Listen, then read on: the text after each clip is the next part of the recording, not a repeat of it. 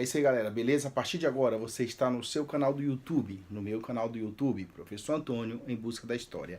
Inscreva-se, participe, você faz a história, eu apenas conto a história. Tranquilo? Como prometido, após o conteúdo ser aplicado em sala de aula, estaria reformulando algumas questões aí para o 8º ano de História. Tranquilo? Para o nosso 4º bimestre. Ora eu vou estar reformulando a questão, ora eu só vou fazer um comentário. Vai ser uma espécie de revisão, tranquilo? E o nosso assunto lá, nesse 4º bimestre, é a formação da República no Brasil e o controle militar e oligárquico de 1889 a 1930, beleza? Primeira, velha República, tudo é a mesma coisa, que acabou em 1930 com a Revolução de 30 de Getúlio Vargas, beleza? Então a gente já vai começar, beleza? Então vamos lá. Atribui às colunas em evidência expressões que lhes são correspondentes, tendo em vista o contexto em que se emprega o discurso. De completar lacunas. Toda vez que precisar completar lacunas, eu vou dar uma ênfase. Então, é um texto, desse texto você vai completar algumas lacunas. Fique atento. Então, a gente vai falar. A monarquia brasileira aproximou-se do final no século XIX. Desgastada, proprietários do Vale do Paraíba, beleza?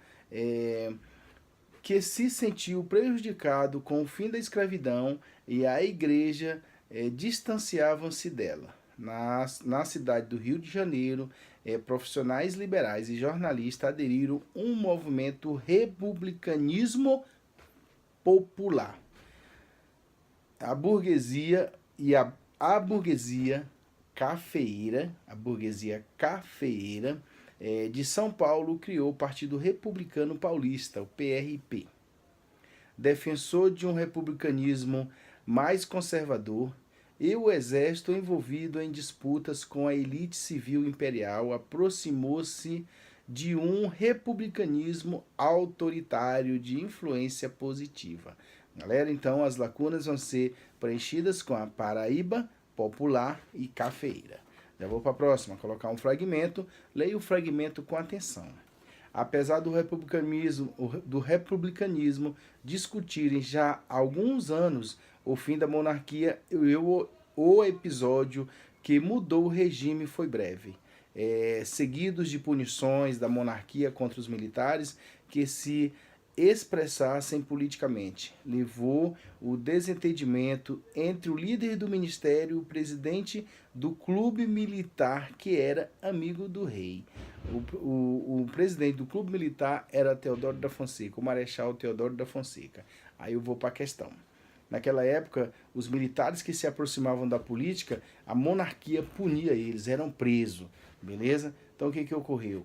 Aí o presidente do clube militar começou a se desentender com o líder do ministério da monarquia, com o líder do ministério de Dom Pedro II. Aí a pergunta é o seguinte: com base no fragmento e nos seus conhecimentos, quem era o líder do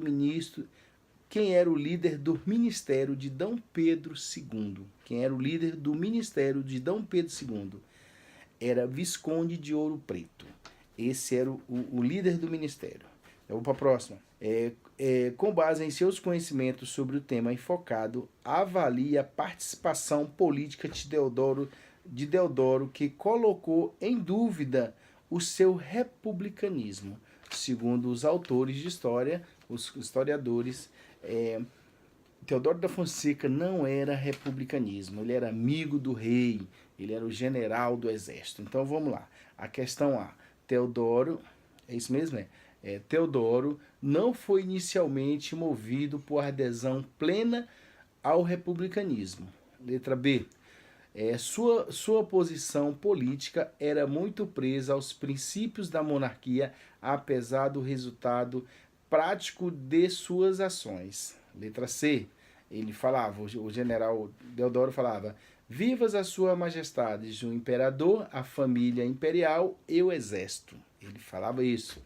Letra D. A república não se proclamou abertamente, nem deu a Teodoro o grito homólogo ao também suspeito grito do Ipiranga. Então, quando ele proclamou a república, ele não deu aquele grito, assim como Dom Pedro I deu o grito da independência. Então, todas essas características aqui prova que ele não aderiu ao republicanismo, que ele não era 100% republicano. a situação política no momento é que fez ele a ir lá e tomar o poder, né? Junto com o exército, que rolava um boato lá, que ele ia ser preso, devido a ele estar envolvido nessa política, essa coisa toda. Então não teve muita saída para ele. Tranquilo? Aí vou colocar uma imagem de acordo com o que ocorreu na noite, ocorrido, o exército em frente ao Palácio do Catete, no Rio de Janeiro, negociando para que Dom Pedro II retornasse à Europa.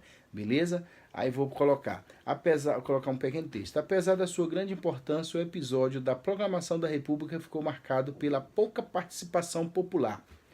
O quadro de Benedito Calixto, por sua vez, traz uma versão em que o protagonismo no processo é o resultado. Aí vou para a pergunta.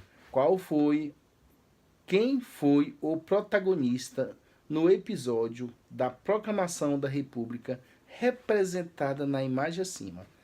Quem foi os autores, quem foi o personagem principal, protagonista da proclamação da República, pessoal? Foi os militares, tranquilo?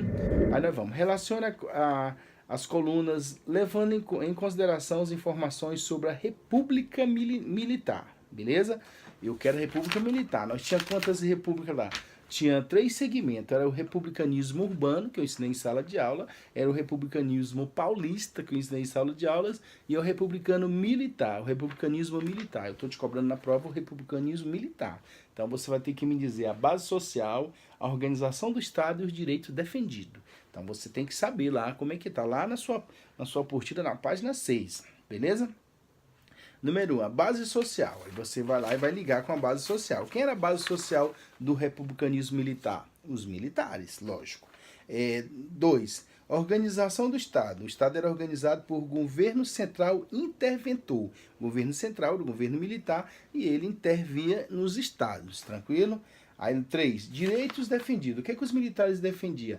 Pouco espaço para a liberdade civil. Então a sociedade civil tinha pouco espaço. Já vou para a próxima. Em 1889 a 1930, o Brasil viveu um período político conhecido como a República Velha, que é a mesma república, tudo a mesma coisa. Termo criado pelos seus opositores, que dissolveram na Revolução de 1930.